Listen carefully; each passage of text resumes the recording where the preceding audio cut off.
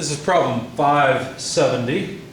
It reads, for the cantilever described in problem 69, increase the size of the fillet radius to improve the design factor to at least 3.0 if possible.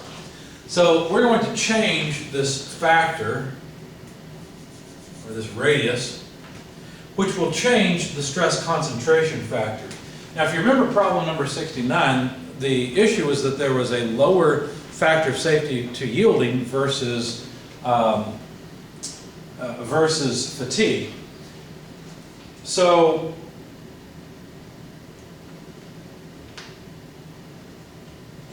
we'll go through both the Goodman and the yield, although the author of the problem intended us to only go through Goodman, so you can see how both work. So let's see, if we want a factor of safety of 3, well, what does that mean? Well, for yielding, what we had from problem 69 is that the factor of safety was equal to the yield strength over the stress concentration factor divided by the maximum stress. Now, if we rearrange this a little bit, since we don't know what stress concentration factor we need, we can calculate what we would need like that, just a little bit of algebra, right? So then, if we calculate what stress concentration factor we could accommodate, if you will, we need the yield strength, but I've left it all here so we can use it. 49 KSI divided by a factor of safety of 3, which is what's desired, divided by the maximum. Now, I don't have the maximum stress written down, but that's from the solution of the previous problem, number 69. The maximum stress was 14,603 PSI, so I'll write that as 14.6, etc. KSI. So the KSI obviously cancels, and we find that we need a stress concentration factor of about 1.12, something pretty small. Let's go ahead and check the Goodman, since that is what the author intended. However, obviously the Goodman will not be as stringent as yield because the Goodman had the larger factor of safety. And remember, I've also made the assumption here that this is a machined surface, whereas the author of the problem made the assumption that it was a hot-rolled surface. But still, he should have checked yield. Anyway, for the Goodman line, the Goodman equation is 1 over n equals kt sigma a over Sn prime plus sigma m, the average over Su. Now, we could rearrange this just a little bit to solve for kt. What I'm going to do is move this term to the other side. So that'd be a 1 over n minus sigma m over Su equals kt sigma a over Sn prime. And then if I continue, I can solve for kt. All I got to do is invert and multiply this fraction to the other side.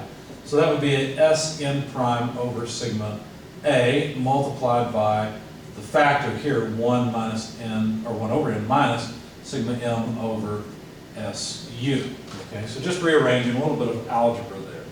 So then the stress concentration factor we would need, if it was the Goodman line that we were concerned about, Sn prime is 27 KSI.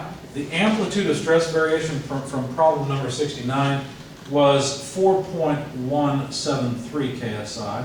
So that takes care of the units, at least for the first fraction.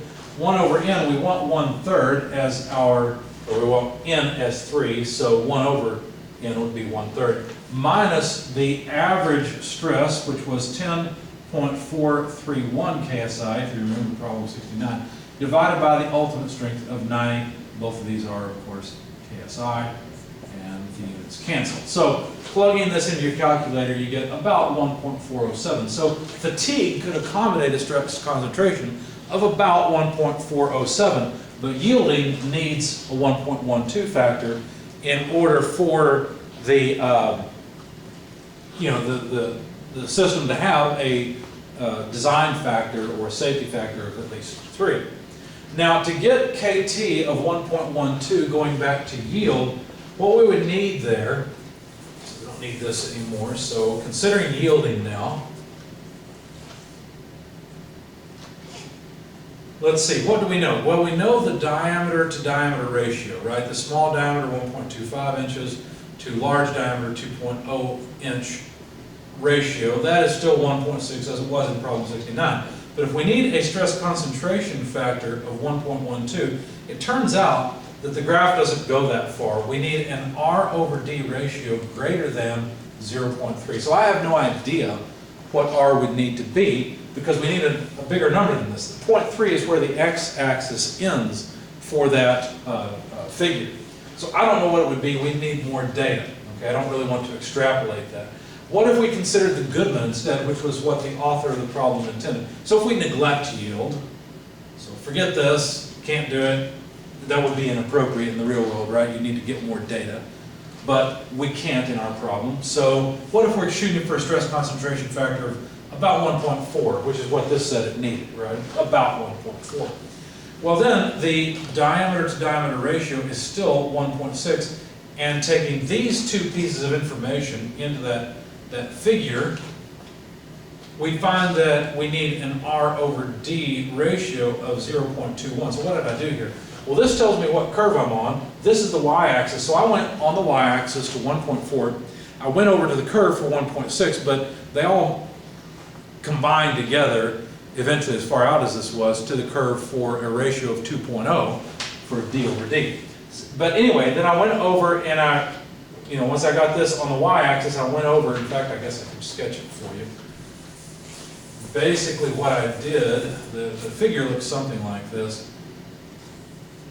You've got the stress concentration factor on the y-axis, you've got the R over D ratio here. There's a bunch of curves that is the diameter to diameter ratio. So I went to 1.4, and despite my drawing, the other curves had already intersected with this 2.0 curve. Okay, so I just assumed it would continue on, and this would have been a little lower. So I went over and then read off R over D equals 0.21. That's where I got that from. So from here then, we can calculate that the radius, the fillet radius, would be 21% of the small diameter, which is 1.25 or 1¼ inches. And that comes out to about 0.26, well exactly 2625 inches. So we could accommodate a radius on that shoulder. Instead of 0.06, if we made it 0.2625 inches, we'd have a factor of 3 safety margin against fatiguing. But we would not have a factor of safety of 3 for the entire design, because as I said, yielding is actually the concern in this case.